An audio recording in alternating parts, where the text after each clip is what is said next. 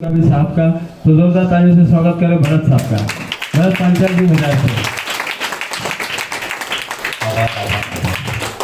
मैं बोलने में नहीं, जो मेरे से बन पड़ता है वो करने में विश्वास रखता हूँ इसके लिए।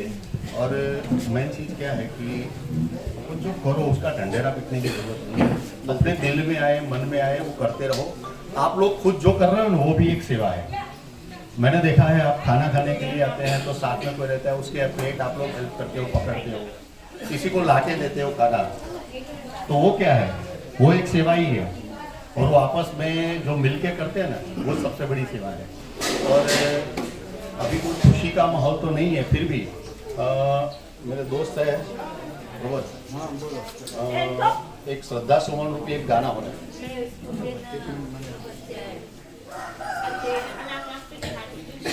क्योंकि जब शरीर से आत्मा छूट जाती है तो समझो ना कि अपने से क्या कनेक्शन है वो अपने को मालूम नहीं है, लेकिन शायद वो अपने को देखती होगी, उनका आशीर्वाद अपने पे बना रहे हो। लेकिन वो कहाँ गया, जो अपने को छोड़ के गया वो कहाँ गया तो मालूम नहीं। वो शब्द पे ही एक गाना बना है, बहुत बढ़िया गाना, प्रमोद जी आपको सुनाएंगे।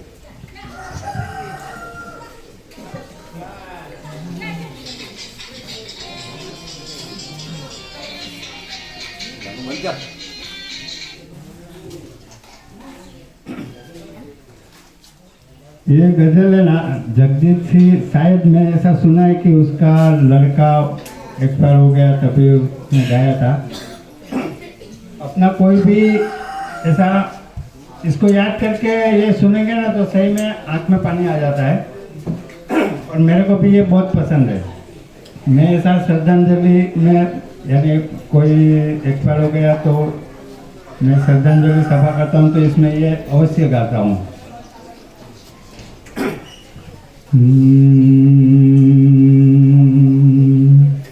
चिट्ठी न कोई संदेश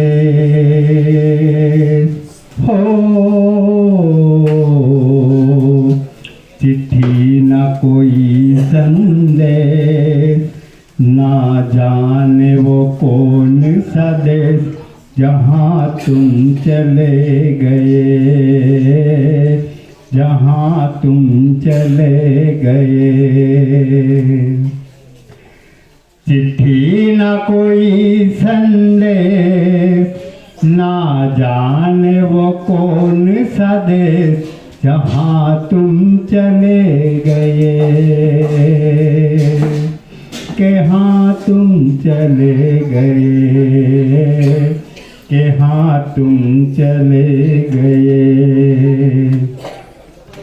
इस दिल को लगा के ठेस, जाने वो कौन सा देश जहाँ तुम चले गए, के हाँ तुम चले गए। एक आह बड़ी होगी हमने न सुनी होगी, एक आह बड़ी होगी हमने न सुनी होगी, जाते जाते तुमने आवाज तो दी होगी। बस वक्त यही है गम, उस वक्त कहाँ थे हम कि जब तुम चले गए, कि जब तुम चले गए।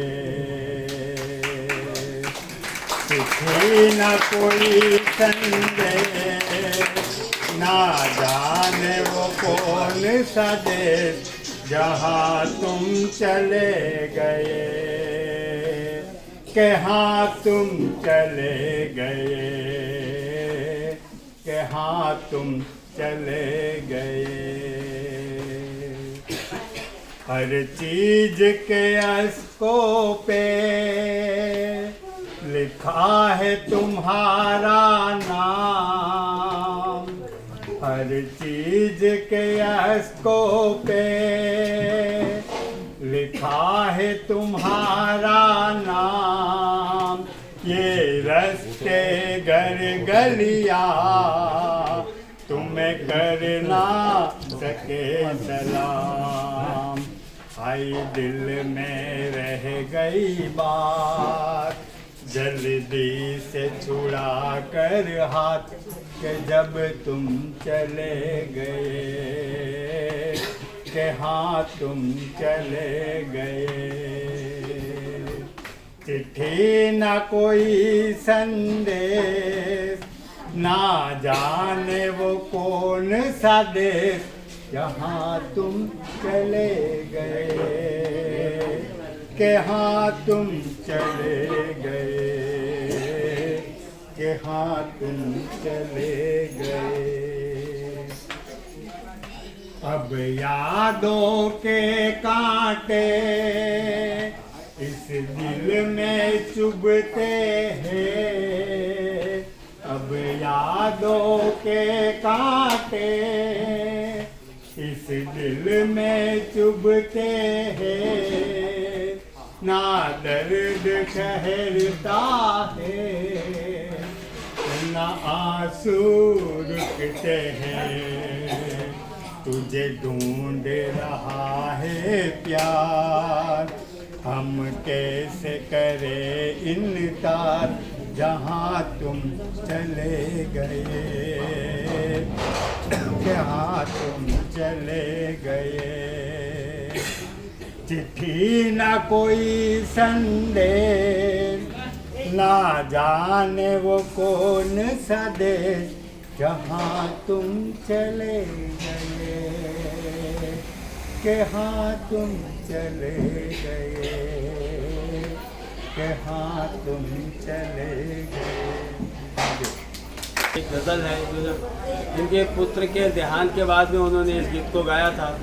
वाकई जीवन के बिल्कुल करीब है और पता नहीं होता हमें कि हमारे लोग कहीं जाते हैं या यहीं रह जाते हैं, लेकिन हम अपने दिल की बात तो कहना नहीं चूकते हैं कि हम हमेशा उन्हें महसूस करते हैं, क्योंकि हमारा उनसे एक रिश्ता होता है और रिश्तों के जो नाते होते हैं ये इतनी जल्दी तोड़े नहीं जाते। हमें अब कई लोगों को भी ऐसा अनुभव प्रतीत हुआ है कि जैसे कोई अपना घर का अपना जो पास हुआ है जिसका, हम कभी कभी चौंक भी जाते हैं कि ऐसा लगता है कि हम चले जा रहे हैं लेकिन पीछे कोई हमारा पीछा कर रहा है। तो डरिए मत, हम ऐसा सोचते हैं और ये सोचना कोई गैरवाजिब भी नहीं है कि हमारे जो अपने हैं वो भी चाहते हैं कि हमारे साथ में रहें, हमारे साथ में हमारा छत्र ढाल या जो सुरक्षा कवच बन के हमारे साथ में रहते हैं, हमारी गतिविधियों पर ध्यान रखते हैं। हम लाखों तरह के कार्यक्रम करते हैं, लाखों रुपए समय बर्बाद करते हैं, हमें श्रद्धांजलि देते हैं, मौन रखते हैं। ऐसा कुछ नहीं, श्रद्धांजलि लाखों रुपए खर्च करके उनके पुण्य स्मरण को मनाना कोई ज़रूरी नहीं। श्रद्धांजलि तो तब होती है जब उनके अधूरे बाकी रखे हुए कामों को हम पूरा करें, उनके जीवन चरित्र को, उनके जीवन के आदर्श को, उन्होंने जो जीवन जिया उससे हम कुछ सीख लेके अपने जीवन में सुधार करें। यही सच्ची श्रद्धांजलि होती है जो हर व्यक्ति को अपने बुजुर्ग या अपने घर के रिश्तेदार है उसको ज़रूर करना चाहिए, क्योंकि ईश्वर का एक नियम है, हर व्यक्ति जीवन में एक कोई ऐसा काम अपने जीवन का अधूरा जरूर छोड़ जाता है ताकि उसके घर वाले उसे पूरा करें, तो वही उसके लिए सच्ची श्रद्धांजलि होगी। अगर मैं सही हूँ तो कार्य